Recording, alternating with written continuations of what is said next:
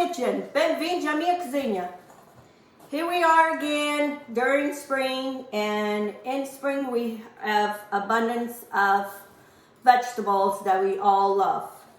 Mine is fava beans. My sister, she grows favas, and I'm blessed that she's always willing to share with me. So I'm gonna do fava beans with chouriço and eggs. I have here some eggs. This is my own chouriço. I just made it a couple months ago.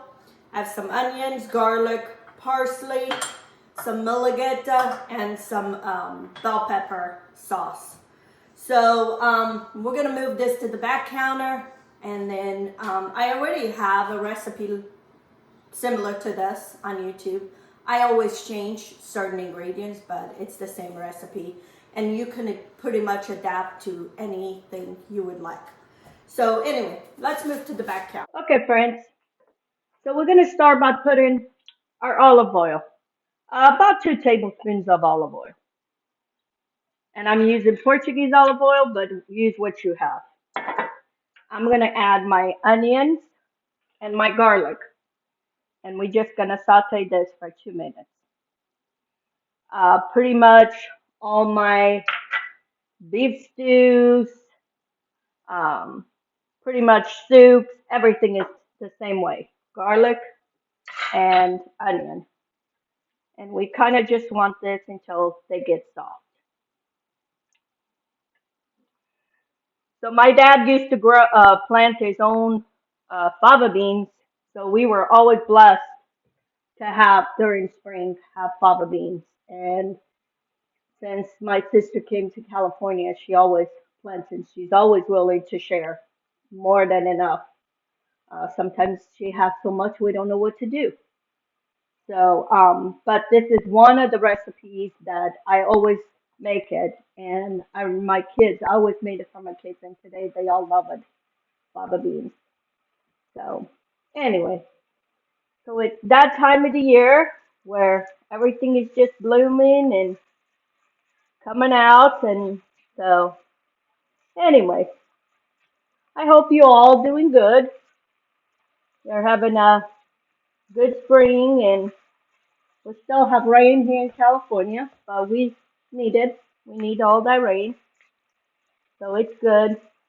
It makes everything nice and green.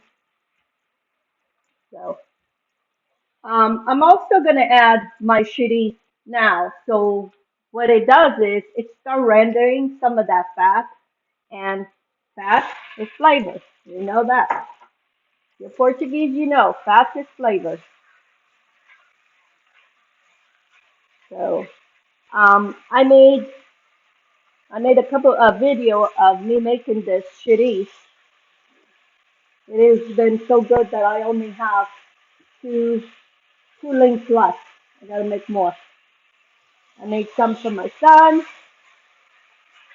and share some of that one that I made with my oldest son. So it just goes. Anyway, we all been so busy over here I'm between my son down in San Margarita, and then last weekend we were in Idaho seeing my other grandkids. So there's always something going on. And I'm sure you are the same. I'm going to put my malagueta and my bell pepper. The reason you say why the bell pepper and why the malagueta. Malagueta is spicy. So if you want more spice, add more malagueta. The bell pepper is more for color, because you don't want to put too much malagueta that, people can't eat it. So I try to put a little bit of each. Oh, that chouriço is smelling so good. What a smell. And this is something so easy in no time, especially these favas that are they're so fresh, and they're so tender, they cook in no time. I try to make different recipes with favas. My mom used to make the soup. She would take the bigger ones. We would pick the big favas because they're a little bit more tough. They're not as tender. And we would peel the skin and then she would make soup. I like that too. But I try to make different varieties of other stuff. Somehow this is one of the favorites. So anyway, I'm gonna share this with my in-laws because they love this. This is so healthy. So I'm gonna put a little bit of probably a tablespoon of vinegar, whatever vinegar you have. This is red wine vinegar. The vinegar kind of gives a little bit of the acidity, so it kind of gives a good flavor.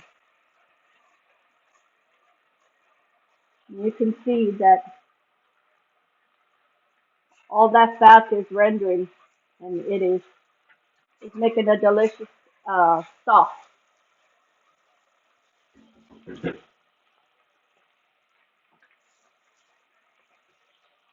I'm gonna put all my fava beans now,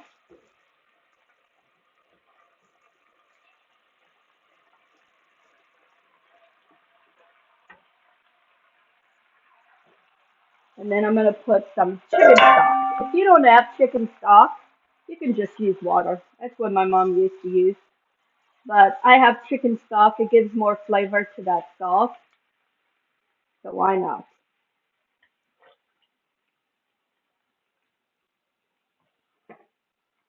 I haven't put no salt because my pepper has salt. The chouriço has salt. So I mix everything and now I'm gonna taste for salt and then we're gonna add some if we need to.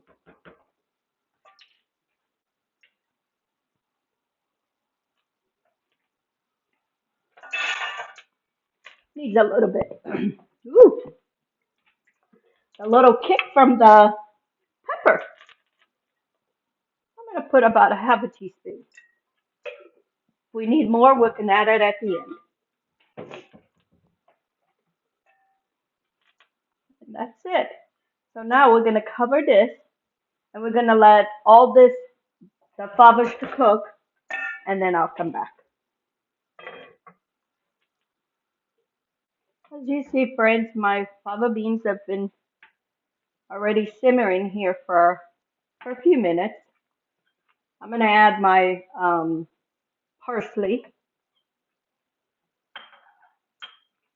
and then I'm gonna let this cook a little bit more and then we're gonna crack the eggs. Okay, friends, my favas they're cooked. So now I'm gonna crack one egg at a time and add it to my favas. And I wanna make sure that the eggs are good. So that's why I'm doing it this way.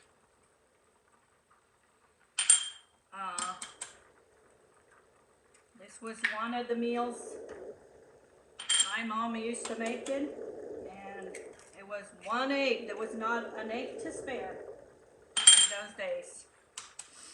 Today I'm blessed. My chickens are laying plenty of eggs, so I'm gonna add a lot of eggs.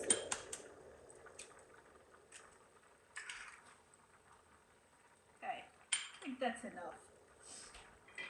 And I'm just gonna cover, lower the temperature, and let those eggs cook. Okay, friends, my favas are done, and it smells so good in this kitchen. I wish you could see this.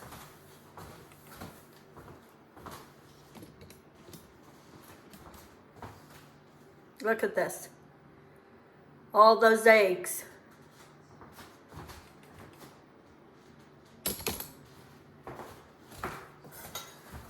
That was one of our favorites, and that was something we used to fight over, was the eggs.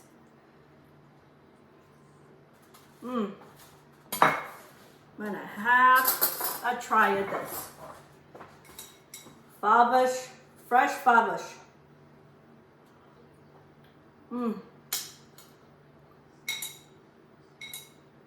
There's nothing like it.